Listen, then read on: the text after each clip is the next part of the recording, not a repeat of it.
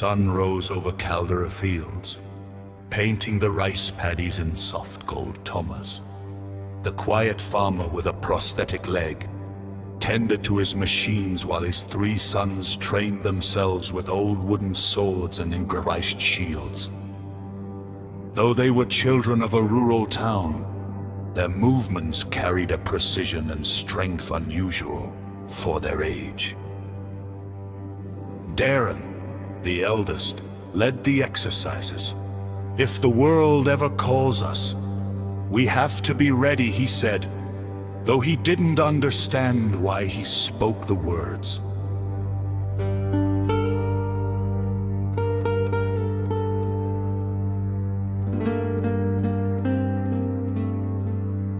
Lio, ever curious, examined the inner gears of a broken robot he had scavenged from a distant scrapyard. "Imagine if we could fix it and make it fight like in the city." Soren, the youngest, watched his father silently, absorbing every movement Thomas made with his prosthetic leg. The way he balanced his weight and wielded his bronze-handled dagger. There was a hidden grace in every motion, a rhythm that spoke of battles far beyond the fields they tilled. The scouts arrive!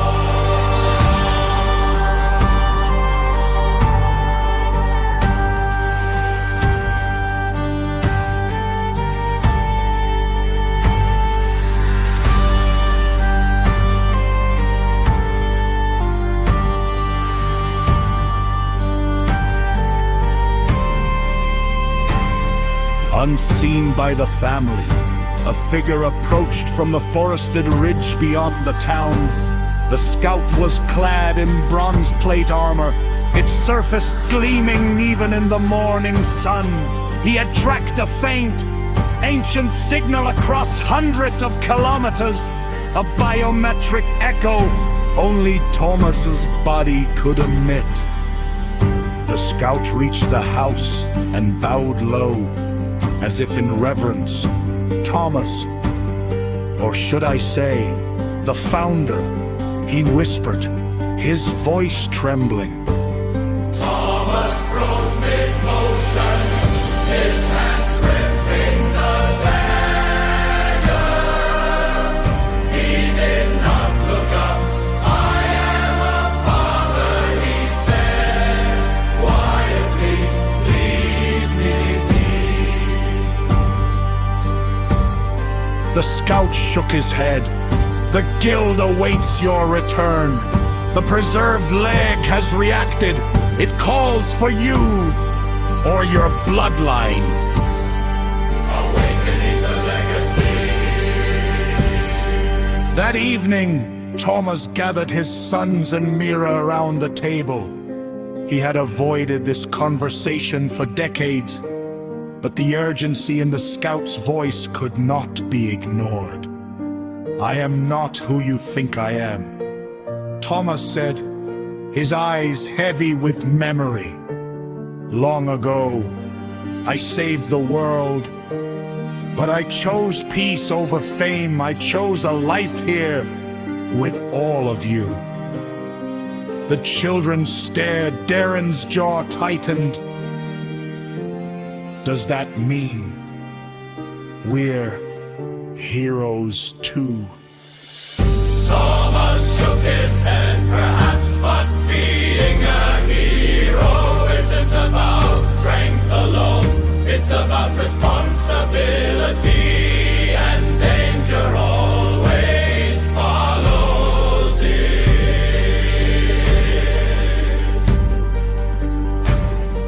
Soren, who had been quiet, finally spoke.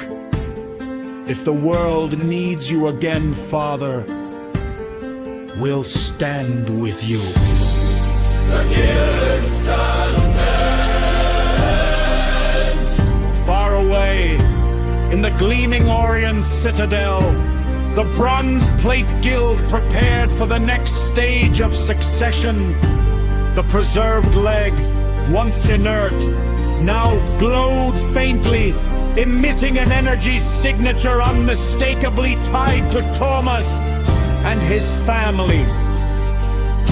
The elders whispered among themselves, if the founder is unwilling to return, perhaps his sons are the key. They sent a message.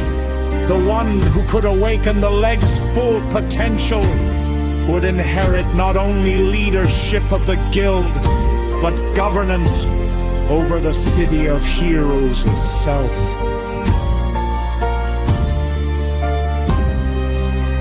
This was no longer a mere test of skill. It was a trial of lineage, courage, and destiny. The journey begins.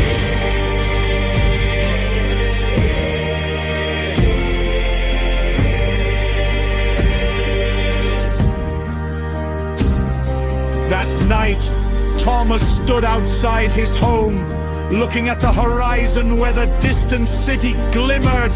He could feel the weight of history pressing on him, the echo of every battle he had fought. He turned to his sons. Tomorrow we leave this place, not as farmers, but as guardians. You will see the world as I once did. You will learn what it means to be a protector of both humans and the machines. Darren clenched his fists. We're ready. Lio smiled. We'll learn fast.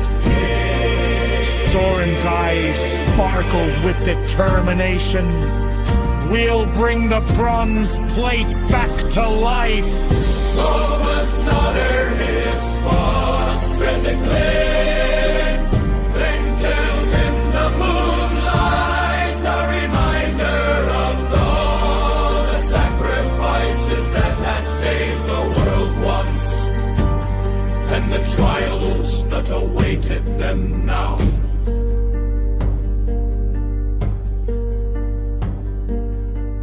As dawn broke, the family packed their modest belongings beyond the fields.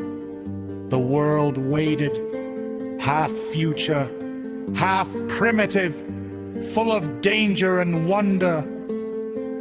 And somewhere in the citadel, the preserved leg pulsed, ready to recognize the next heirs of the bronze. Next tales of the